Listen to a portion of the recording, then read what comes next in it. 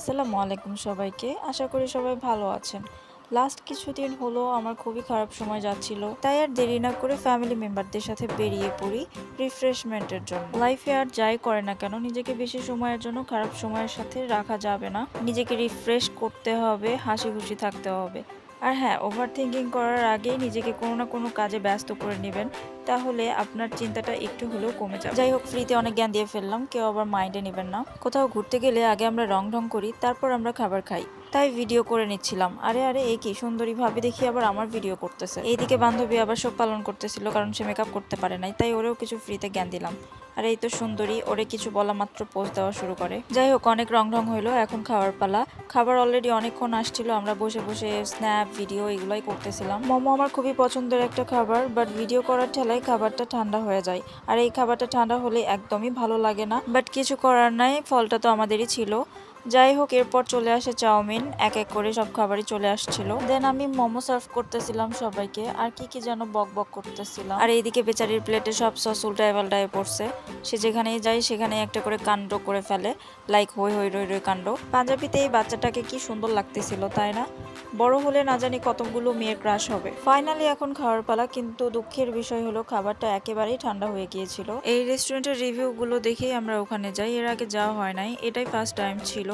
আর খাবারগুলো মোটামুটি মজার ছিল। আমার কাছে চাউমিনটা খুবই ভালো লাগছে, এটার taste and smell was so good. আর এইখানে সুন্দরী ভাবি তার ননদকে কি সুন্দর করে সার্ভ করতেছিল।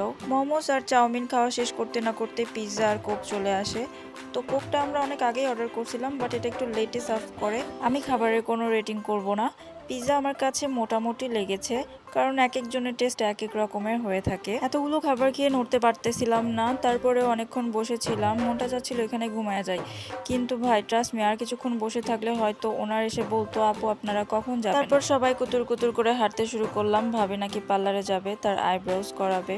আর আমি ভাবতেছিলাম বসে বসে রেস্ট করব। এই পার্লারে আসা হয় না বললেই চলে।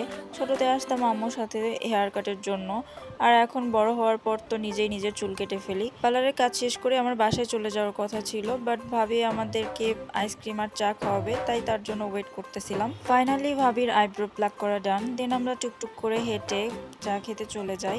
আমার মালাই চা পছন্দ, তাই আমি মালাই চাই নিয়েছি। চা খাওয়া শেষ করে আমরা আইসক্রিম খেতে চলে যাই। আজকে ব্যাপারটা কেন জানি অন্যরকম হয়ে গেল, মানে বাসা থেকে বের হওয়ার পর থেকেই খাওয়ার উপরেই আছি। যাই হোক, একরকম দিল খুশ হয়ে গিয়া ব্যাপার। খুব সুন্দর করে এখানে আইসক্রিমের কোনগুলো ডেকোরেশন করে রাখছিল। খুব ছোট্ট একটা স্টল, বাট বসে খাওয়ার মতো একটা সুন্দর স্পেস করে দেওয়া আছে। জলেশ্বরী তলায় এখন অনেক ফুড কর্নার হয়েছে, একটু ঘুরে তাকালেই আপনার মন পছন্দের খাবার পেয়ে যাবেন। এই রেডি আইসক্রিমগুলো দেখতে যেমন সুন্দর ছিল, খেতেও তেমনই মজার ছিল। তো আমি এখানে স্ট্রবেরি ফ্লেভারেরটা নেই। যাই হোক, আজকে অনেক খাওয়া দাওয়া হলো, খাওয়ার গল্প আর না করি। আইসক্রিম খাইতে খাইতে আমরা কিছুক্ষণ দাঁড়িয়ে গল্প করলাম, এর মধ্যে দেখি কারেন্ট চলে গেল হুট করে। ঘড়ির দিকে তাকায় দেখি প্রায় 8টা বাজে, তাই আর দেরি না করে সোজা রিক্সা নিয়ে আমি বাসার দিকে রওনা হই। তো আজকের ভিডিও এই পর্যন্ত, সবাই ভালো থাকবেন, সুস্থ থাকবেন, আল্লাহ হাফেজ।